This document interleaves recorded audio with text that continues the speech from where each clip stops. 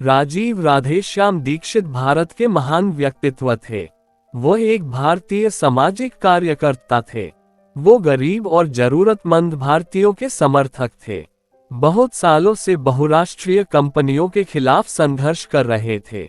वह भारतीय स्वतंत्रता के समर्थक थे और भारत में स्वाभिमान आंदोलन, आजादी आंदोलन और स्वदेशी आंदोलन के माध्यम से देश में जागरूकता फैलाने के लिए प्रयासरत थे। वह भारतीयता के एक मजबूत आस्तिक और उपदेशक थे। राजीव दीक्षित का जन्म और जीवन। राजीव दीक्षित का जन्म भारत के उत्तर प्रदेश के अलीगढ़ जिले के नाह गांव में 30 नवंबर 1967 को हुआ था। वह स्वतंत्रता सेनानियों के परिवार से थे। वह एक भारतीय वैज्ञानिक थे। उन्होंने एपीजे अब्दुल कलाम के साथ भी काम किया है। साथ ही वे फ्रांस के दूरसंचार क्षेत्र में भी वैज्ञानिक के तौर पर काम कर चुके थे। उन्होंने भारतीय इतिहास के बारे में, भारतीय संविधान के मुद्दों और भारतीय आर्थिक नीति के बारे में भी जागरूकता फैलाने के लिए प्रयास किया। राजीव दीक्षित का पारिवारिक जीवन। उनके पिता का नाम राधेश्याम दीक्षित था।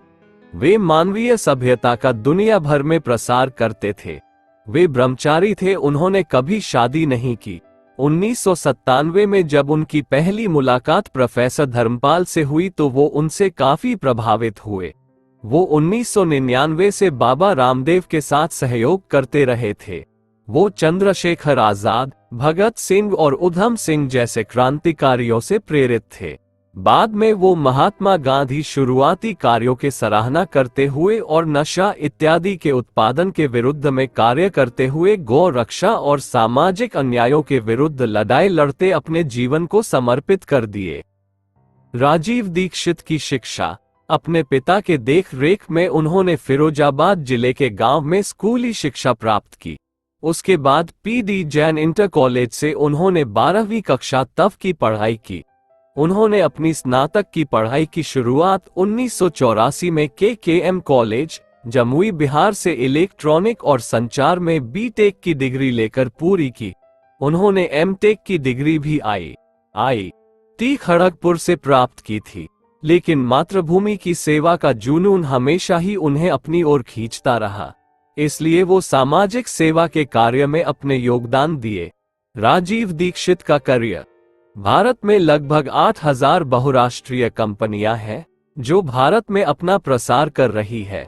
उस कंपनी के उत्पादों के लिए भारतीय कड़ी मेहनत करते हैं, लेकिन सभी उत्पाद उनके देश में भेज दिए जाते हैं। इसलिए उन्होंने स्वदेशी आंदोलन शुरू किया और हर भारतीय से आग्रह किए कि वो स्वदेशी उत्पादों को अपनाए।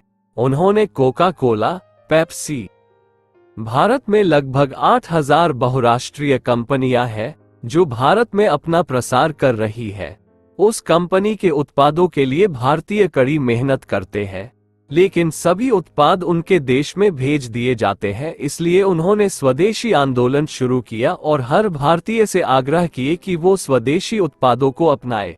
उन्होंने कोका कोला, पेप्सी, यूनिलीवर और कोलगेट जैसी कंपनी के खिलाफ लड़ाई लड़ी और शीतल पेय पदार्थों में विषैला होने की बात कही। इसके लिए उन्होंने लंबी लड़ाई लड़ी और ये साबित भी कर दिया कि इन पेय पदार्थों में विषैला पदार्थ है। इन्हें पीना स्वास्थ्य के लिए हानिकारक है। उनका ऐसा मानना था कि इन कंपनियों ने अपने देश में धन को कम कर दिया है, जिससे भारत और गरीब होता जा रहा है। दीक्षित ने सुझाव दिया था कि भारतीय सर्वोच्च न्यायालय को स्विस बैंकों में जमा भारतीय काली संपत्ति को राष्ट्रीय संपत्ति घोषित कर देनी चाहिए। भारत में स्विस बैंक में जमा पूंजी को लाने के लिए अपनी मुहिम में उन्होंने 495 लाख लोगों के हस्ताक्षर को भी इकट्ठा किया था। 9 जनवरी 2009 को वह भारत के स्वाभिमान ट्रस्ट के सचिव बन गए थे। स्वदेशी में उनका विश्वास था।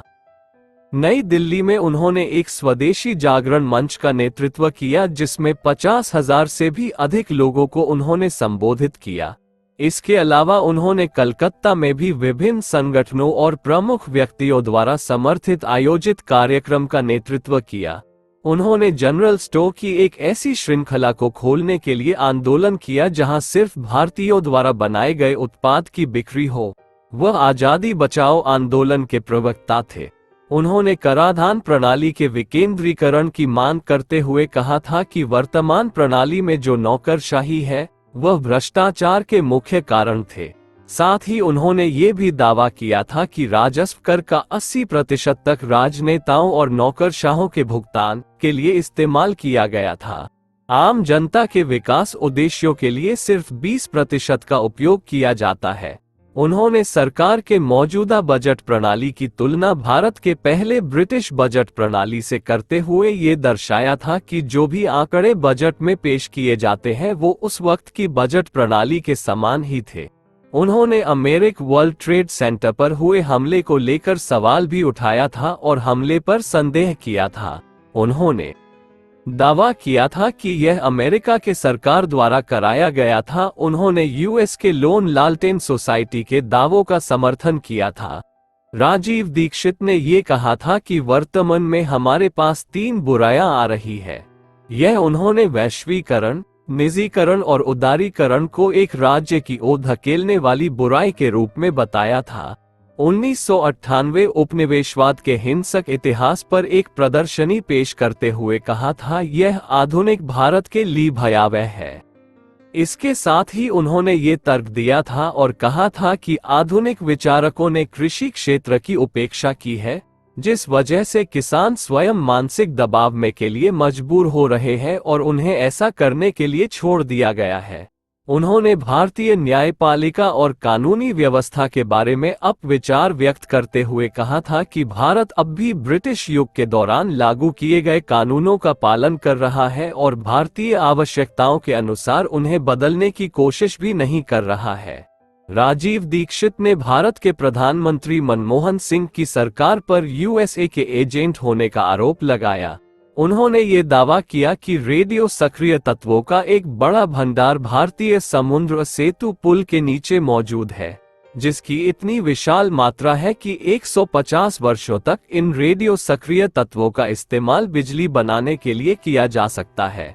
और उन्होंने ये भी कहा कि भारत सरकार उस पुल को तोड़ने की कोशिश कर रही है जो 7 लाख साल पुराना है। राजीव दीक्षित की उपलब्धियां।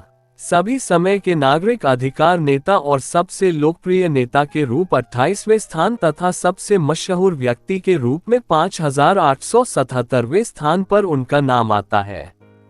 राजीव दीक्षित ने कई पुस्तकें लिखी और कई लेक्चर भी दिए जिनका संग्रह CD, SD कार्ड्स इत्यादि जैसे इलेक्ट्रॉनिक मीडिया में संग्रहित है, जिन्हें विभिन्न ट्रस्टों के द्वारा प्रकाशित कराया गया है।